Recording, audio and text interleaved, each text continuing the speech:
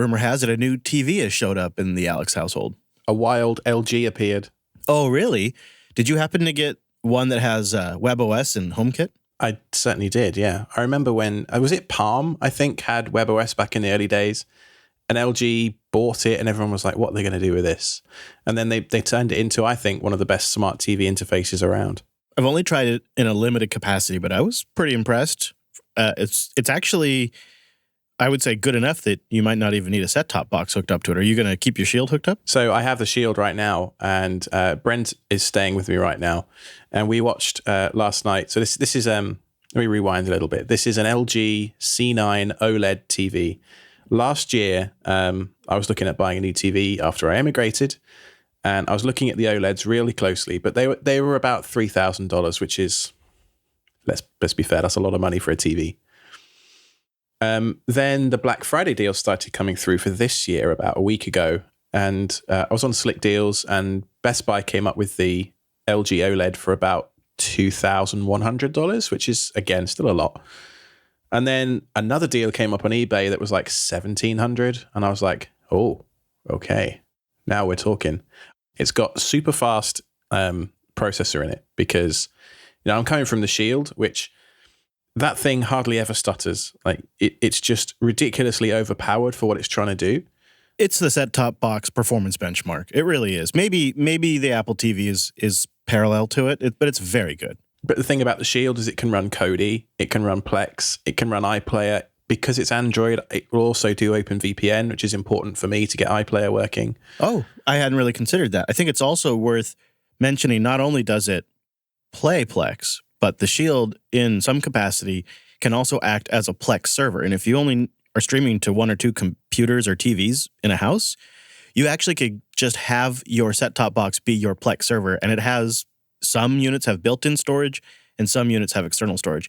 I suppose at this time, everybody knows about the Shield, though, right? Like, I feel like you and I are such fans, but we've been fans for so long, and they just released a new version, too. Mine's the original 2015 version, so it's getting quite old now, but it works just great. I had an issue with the power supply on it about 3 months ago, and NVIDIA, considering it's a 4-year-old device at this point, full credit to them, they shipped me out a new power adapter, no questions asked, no proof of purchase even required. So, oh, that's good. I've heard some people complain those are hard to get. So you just got to know who to ask. They just sent it to me for free, so really great experience there from a customer perspective. So the thing is about using the built-in smart TV stuff, right? I've always been a proponent of, I want my screen to be dumb. I just want it to be a really good quality panel. I'll handle the content. Don't worry about apps. Don't worry about anything else. Could have a 5 to 10 year panel, and then a set-top box you replace every couple of years, potentially, depending on price. Now, the downside to that is that you need to make sure that every link in your chain between your set-top box and your TV supports the audio formats, the video resolution, so 4K and things like Dolby, DTS Master Audio is pretty well supported, but there are some others that are slightly more esoteric that sometimes don't get full pass-through support. So Brent and I ran into this last night, actually. So there we are watching The Matrix, a full-on UHD Blu-ray rip that I have stored on my Plex server. And we're watching through the NVIDIA Shield, through my Denon AVR into the LG. We got halfway through the movie and it started buffering for some reason. I think there was several people watching my Plex or something. So I started looking at some data, and it turned out it was actually only playing at 1080p on the screen because my receiver doesn't do 4K pass-through because it's old. Okay, so I now need to upgrade my receiver. Great. But then I thought, what if I use the Plex app built into the TV?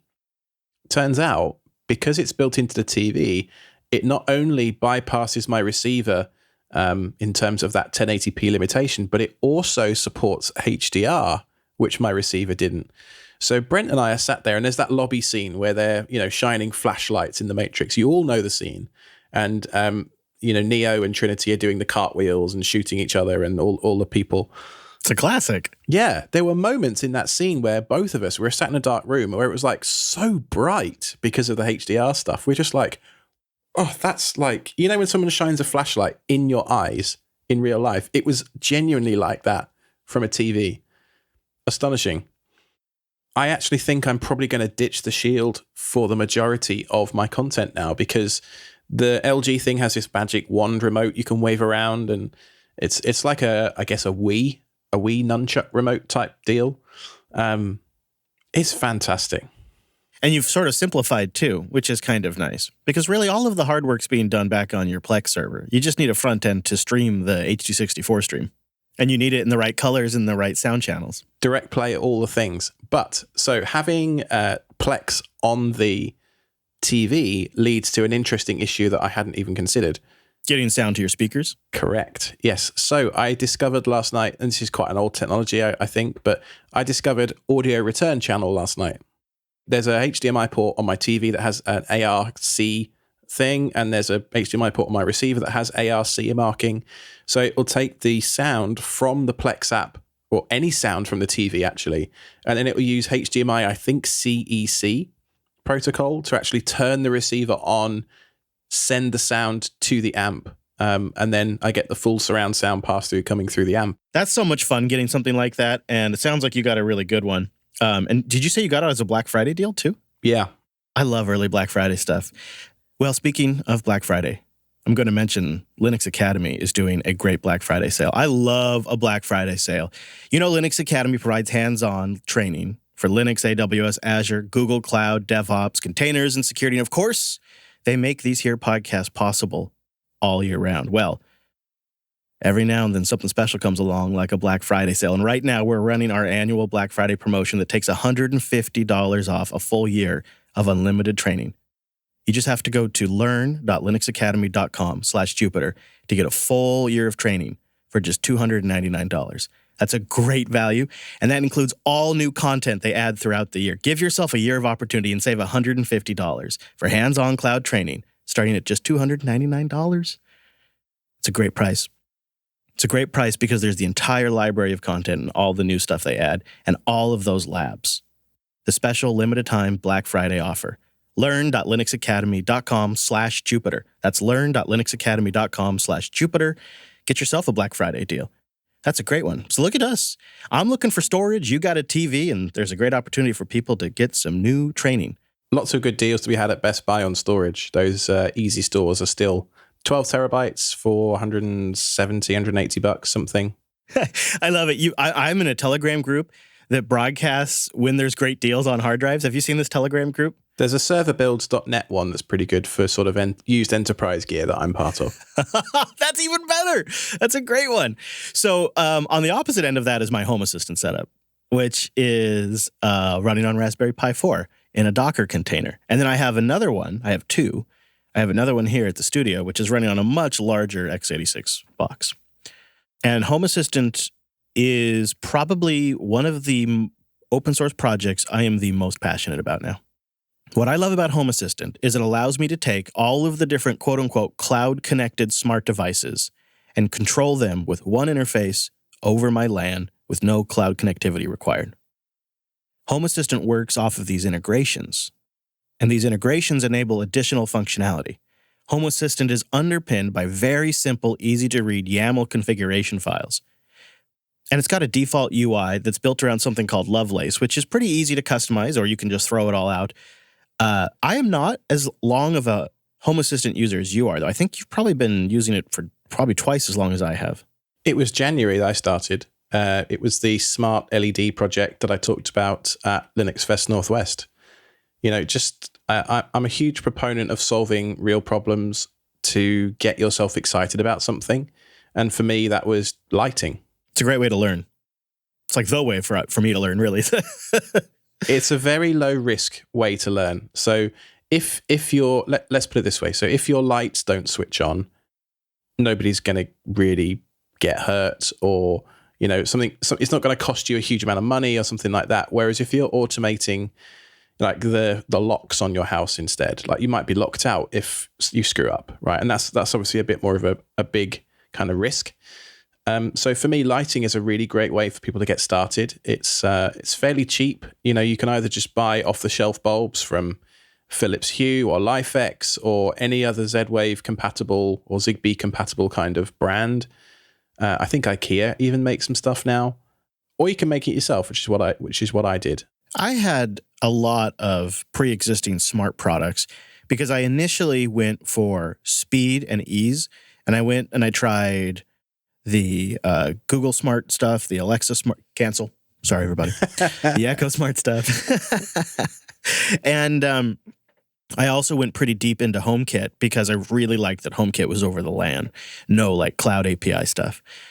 And so I ended up with a real hodgepodge of devices. And it wasn't until I got this Project Off-Grid mandate to say no cloud. I want all of this stuff that I've learned to like and love in some cases to work when I don't have internet. And that's when I really started to refocus on Home Assistant. So not the longest user, but I have gotten so much out of this. It has become a quality of life project for me. Like it's improved our quality of life. So much so that even as recent as this morning, and we've had this conversation several times now, my wife and I have been discussing how it has improved our quality of life in the RV over the fall and into winter. And then something you touched on there too, Alex, is sometimes things can go rough at work. You can have a couple of losses in a day at work and you're not feeling that great. And if you can go home and accomplish something, it sort of softens the blow of what happened during the day at work. And it gives you a sense of accomplishment that you can enjoy. So this landed really at a great time for us because I've been really experimenting with how lighting can change our space and putting in light strips and light bars and just kind of experimenting with different LIFX bulbs and seeing how changing colors and adding light, essentially painting our home where I looked around and I said, where is it really kind of dark? Where's the light falling off in this space? And then I put warm, different kinds of lights in there that shine lights on walls and ceilings and tying all of that to the sunset and the sunrise and morning and wake scripts. It's really made it feel homey. How cool does it feel when you're just sat on the couch watching TV? You haven't thought about it. You haven't even noticed it's getting dark outside. And then suddenly your light switches on, just gently. And it's like, I did that. I mean, okay, Home Assistant did that, but I thought to write that automation that did that. And Home Assistant has sunrise and sunset as a trigger, which is just fantastic. So it does that figuring out for you. Mm-hmm. And then you just say, when sunset occurs, fade these lights on for me. And it's wonderful. Another thing I love about Home Assistant are the metric S-ton of integrations that it has. Looking at the website, home-assistant.io/integrations, they have, at the time of recording, 1,492 different integrations. And so what can you do with some of those things, right? Now, I don't live in London anymore, but when I did, it would have been quite useful just to have some kind of a visual indicator in the morning. Not another notification, but just like some kind of visual thing that says, hey, your train is going to be delayed this morning.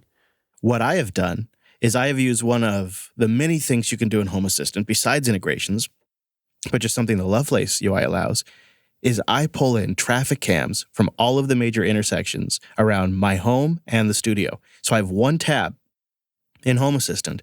I get a snapshot of the weather, the temperature at the studio, the temperature at home, and all of the driving conditions. Very cool. The thing that I love most is the fact that it's a single pane of glass for every single IoT type situation that you have. So, you know, in London, you're taking the tube somewhere and, you know, let's say your tube line is delayed.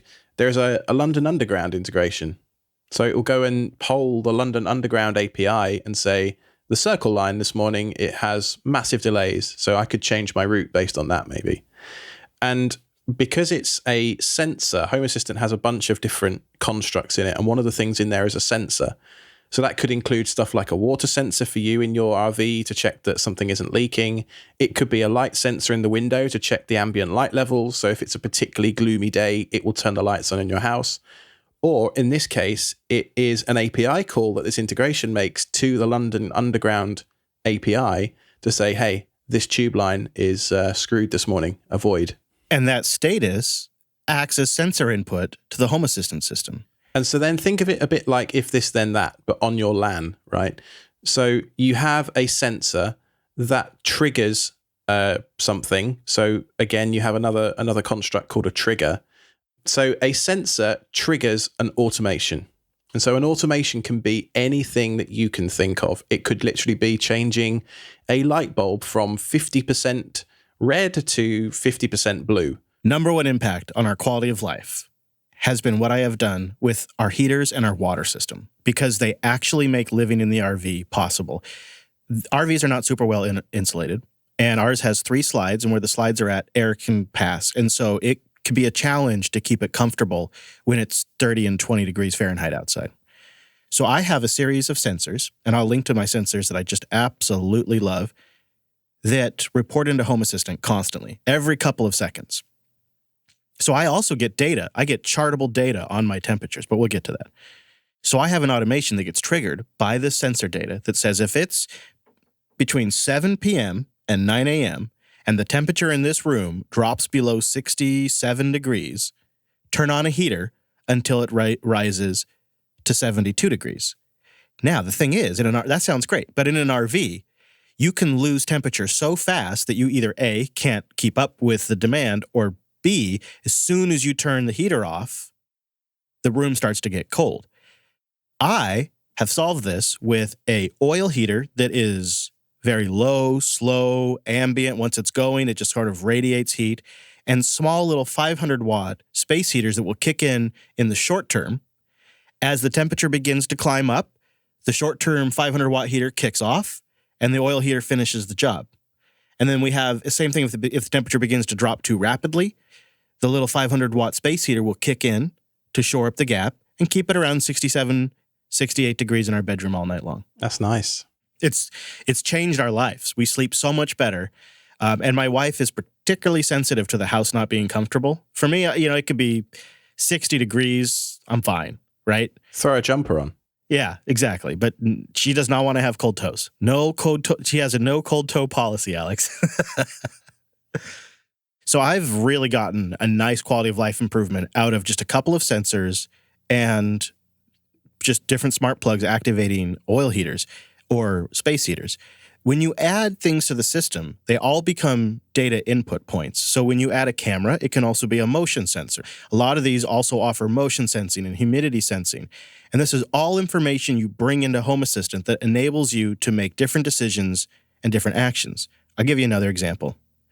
It's very possible for our water to freeze this time of year. Our water comes in from a hose into a water bay. Now, water bay is outside the RV. It's in an enclosed space, but it's low, and it gets colder than the inside of the RV does. I have a temperature sensor. It's a Z-Wave device. It runs off of a little tiny lithium battery. It runs for a year, and it's 3M taped to the inside of that bay, and it measures the temperature constantly. When the temperature reaches 37 degrees, it turns on a traditional incandescent light bulb. That light bulb in an enclosed space is enough heat to raise the temperature up above 40, even when it's freezing outside.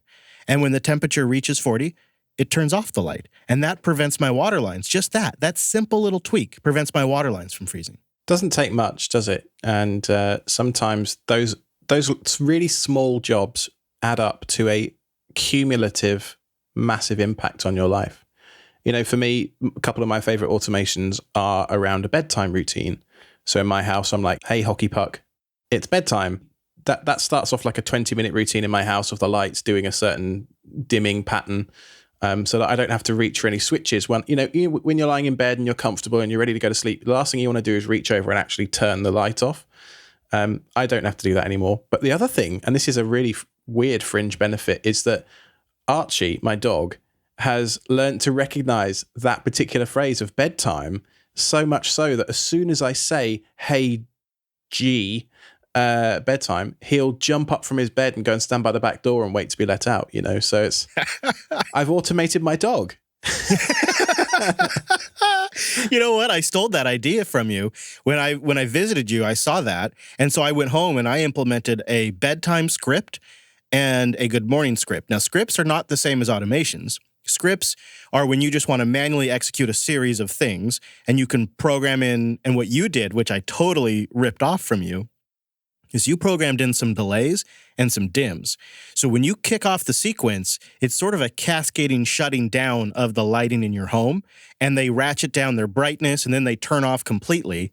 And there's kind of like it over a month or so of using that, it builds in a routine. Like it's, I'm really going to bed now. Like the house is shutting down. I can't just stay up and just do what I want. I got to go to bed now. I've kicked off the routine.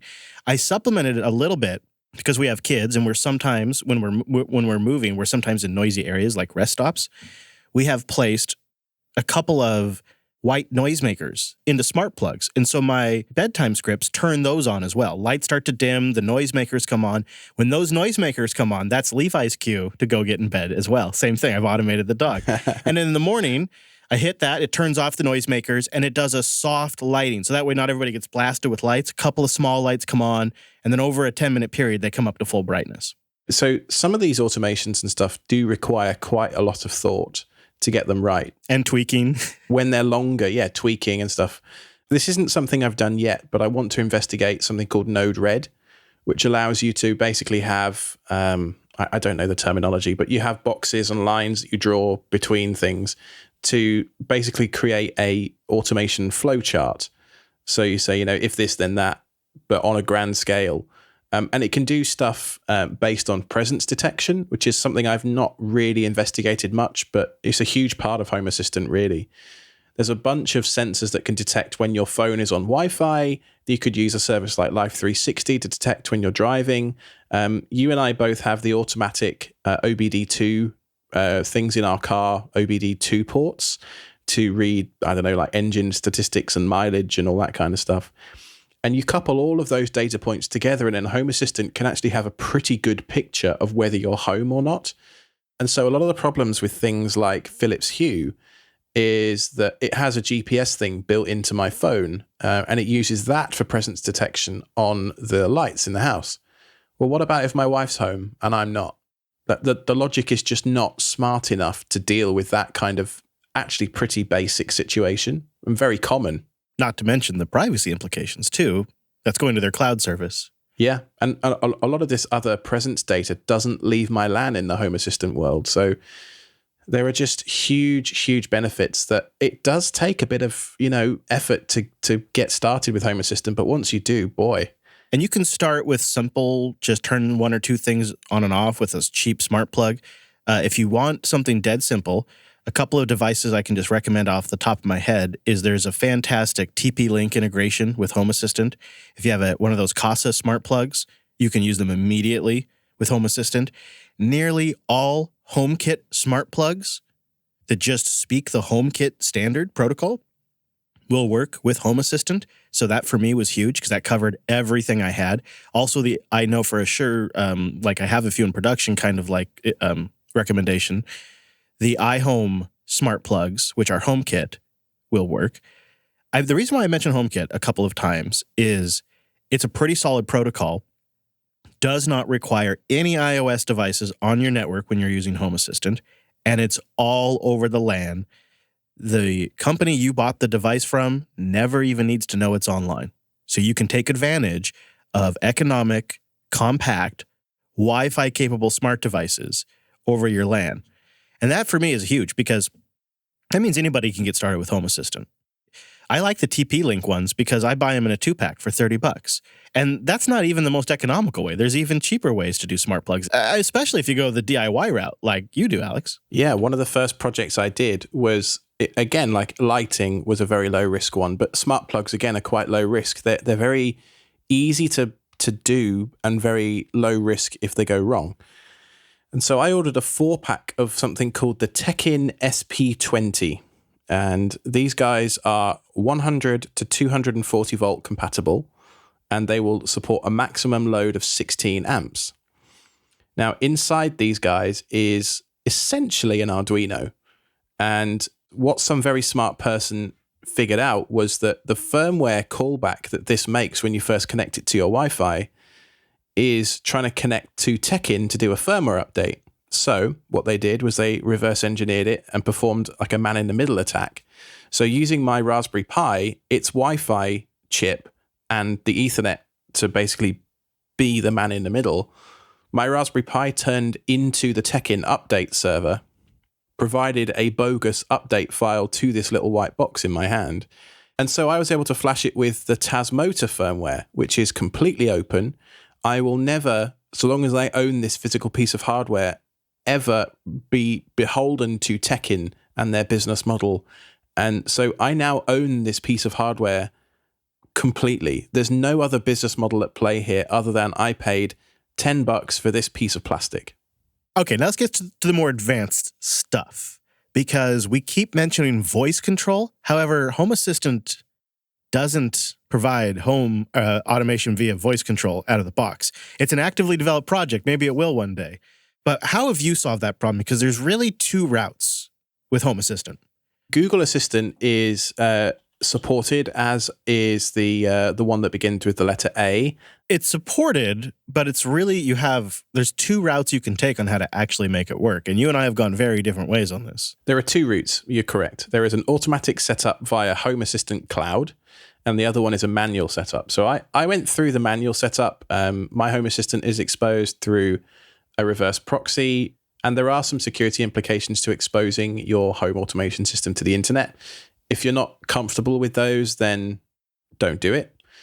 And so if you don't go the manual route, you can go the Home Assistant Cloud route. And Home Assistant partners with Nebucasa to provide essentially a way to run or control Home Assistant from anywhere without you needing to really understand or configure your own port forwarding or reverse proxy. So I can speak to that a little bit, because that's the route I went for another reason, and that is I am behind some carrier-grade double NAT.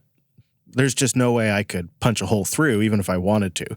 Plus, I have taken it on as a challenge to just not allow anything from the outside to this network, and I just assumed I would always use a WireGuard VPN. But not ideal if you want some quick remote access or you want voice assistant integration. So this Home Assistant Cloud is partners, maybe they're connected. Like it is a commercial arm of some of the people behind Home Assistant. And they seem to be essentially proxying and mirroring a Home Assistant setup in the cloud. There's a slight delay using the system, but it's not bad. And I decided to pay after the trial, because the way the proxying works, I never have to expose my network to the outside system, but I can still get in, I can still view my cameras, I can manage it as if I was at the LAN. It's 100% like I'm at the LAN. And by doing that, I also get one button click publishing to the Echo or the Google Assistant, which solves that, which you had to kind of build a system, including stand up some software on your server to enable that, I believe.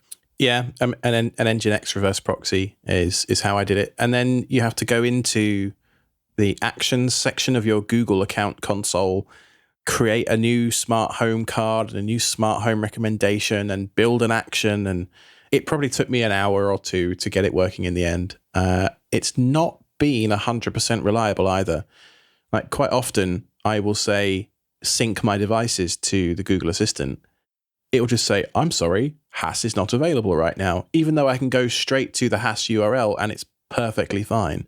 I have actually had really great results with the Home Assistant Cloud. And the other thing it gives you, which I'm not utilizing yet, but it gives you a public webhook URL. So anything that can be triggered by a webhook can be given a publicly accessible URL. So you can send data back to your Home Assistant system from anywhere in the world without actually having to expose it to the internet itself. And that's really handy for collecting data outside my environment as well. But at the same time, I can understand why people wouldn't necessarily want to pay $5 a month, and they might not necessarily want somebody else hosting an instance. I don't know what they're doing, but the setup process takes a bit. Like they're building a system behind the scenes, and it seems to be its very own instance that's dedicated to you. And they seem quite confident in the security. I did look into it a bit. But once you've done either what Alex has done or this route, you can then pair it with a voice assistant, and it will integrate to some effectiveness, enough that we can turn our devices on and off, which is really all we want. I just want a dumb, simple way to start off routines or automations or scripts or whatever. Yeah. It's nice when your hands are full or whatnot, or when you're in bed. So, okay, so that was one of my kind of more complicated ones. The other one I want to ask you about, it's going to come up as soon as you start digging in very far, especially in the Home Assistant communities, MQTT.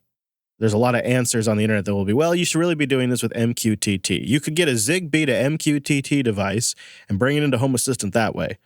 And I know you use MQTT for even those Tasmodo devices you were talking about. Explain this to me, because what I'm familiar with is like from the mainframe days. MQTT is a message queuing transfer protocol. I don't know what MQTT itself stands for, but message queue is pretty much all you need to know. And I know it allows for publishing and subscribing to certain messages from devices. You can subscribe to something and always get updates on it once you have that set up. Correct. So if you're familiar with something like Kafka or any other situation where you're sending a message into a queue to be processed by something else later, that's pretty much where you're at. Now, there's a few key concepts to be aware of. You have, as Chris said, the publish and the subscribe thing, but you also need what's called an MQTT broker. And in this situation, you can enable that inside Home Assistant with one single line of configuration. And so where that becomes useful is, let's say you have a sensor. In my case, that is these Tekin smart plugs that I talked about. These guys are publishing to a topic the amount of voltage, the amount of amps being drawn, the total cumulative kilowatt hours consumed, etc. They're publishing all of that data to an MQTT topic. Now, until that topic gets subscribed to, it will just sit there and be in the broker. So when you're writing your automations, you want to consider that maybe you could subscribe to a topic, which is essentially like a push notification at that point. When you subscribe to that topic, you're in a situation where you're not having to go to the end device and say, hi, what's the latest amp draw? What's the latest voltage? The sensor is publishing that data to the broker, and then maybe you have an LED strip that will change color based on the contents of that published topic. Yeah, like you were saying that the traffic was really bad on the tube. You could have a light strip turn red. You wouldn't have to look at your phone or anything. If that light strip is red, you know you need to take your alternate route that day. And the way it does it is through publishing usually a JSON payload. So, you'll have key value pairs in there, which you can reference in pretty straightforward to write Arduino code. And then using off-the-shelf microcontrollers, you can do some pretty cool things. You can turn on AC, you can stop a 3D print. If a room's got too hot or something, you could turn a light on and off. You could, I don't know, launch a rocket to the moon if you wanted to. So if I'm following you in this case, the small little lightweight IoT device, it just gets its data off of it, says, here's my information. It sends it to the broker. The broker collects it. Home Assistant itself is not a broker. Home Assistant subscribes to the broker, then brings that in as a sensor data point, which you can then build automations around. Yeah, so you can run an MQTT broker as a separate container on your system if you want to, and just have a dedicated standalone MQTT instance. And do you use a particular one? No, I just use the one built into Home Assistant because it's stupid simple to enable. It's literally MQTT : and then it's enabled in your config. That's it. I know other people use, what is it, Mosquito? I think is one that people use. I've heard that's a pretty popular one. That's why I thought maybe you were using Mosquito. There are performance concerns. I've never run into any. Let's say you've got, 100 of these smart plugs in your house, and they're all throwing updates every couple of seconds, plus all of your lights, plus everything. You will end up in a situation where you might want to start considering an external broker. But for my needs, the internal one has been absolutely fine. I think maybe in my setup, being Raspberry Pis, my Home Assistant Pi does the most. It does it runs like 7 other containers that are kind of busy. So it has sort of the highest workload next to my Shinobi Pi. But my Pi-hole Raspberry Pi is just sitting there not really doing much. So I was thinking making that my network services Pi and putting Mosquito on there and putting Grafana on there, because I know Grafana is another thing that I could get down the rabbit hole to get really good long-term pictures of data. How does Grafana, which is an incredible graphing application, how does that tie into Home Assistant? Because I've seen a lot of people do that. Yeah, so you can enable the InfluxDB output from Home Assistant, which writes pretty much every event that happens in the Home Assistant database to the InfluxDB time series database. So you end up with a time series database in Influx of every single event that happens. So every time motion is detected in a camera, or every time you turn a light on and off, or every time your thermostat detects the temperature has changed by half a degree, it will write to a Home Assistant event log that then gets pushed into InfluxDB. And then Grafana supports a bunch of different time series databases. Influx is one, Prometheus is another. There are lots. And you can then create queries which will graph your data out and make it look pretty. It's so neat because I've just done some graphing with the built-in stuff in Home Assistant, and I really feel like that combined with the event log, I get a real complete picture of what's happened with my family and my home throughout the day in one spot. And I can kind of review it and see when things got cold and how things all responded and what levels of tanks we're at. And for me, it's a really nice way to kind of wind down in the evening. It's just see what my home was doing all day while I wasn't there. Doing the research for this episode last night, I was talking with you after LUP about the different integrations that Home Assistant has. And I came across my electric supplier in North Carolina, Duke Energy, actually have a Home Assistant integration. So these guys have an API available for the smart meter on the side of my building that must have a cellular modem in there to send my meter readings back to them every day or whatever. So I turned that integration on last night in about 10 minutes. And now I have all of that meter data for my electricity supply in Home Assistant. I could do automations based on that. So let's say my energy usage has gone above a certain threshold in a certain day. I could say, right, that's it.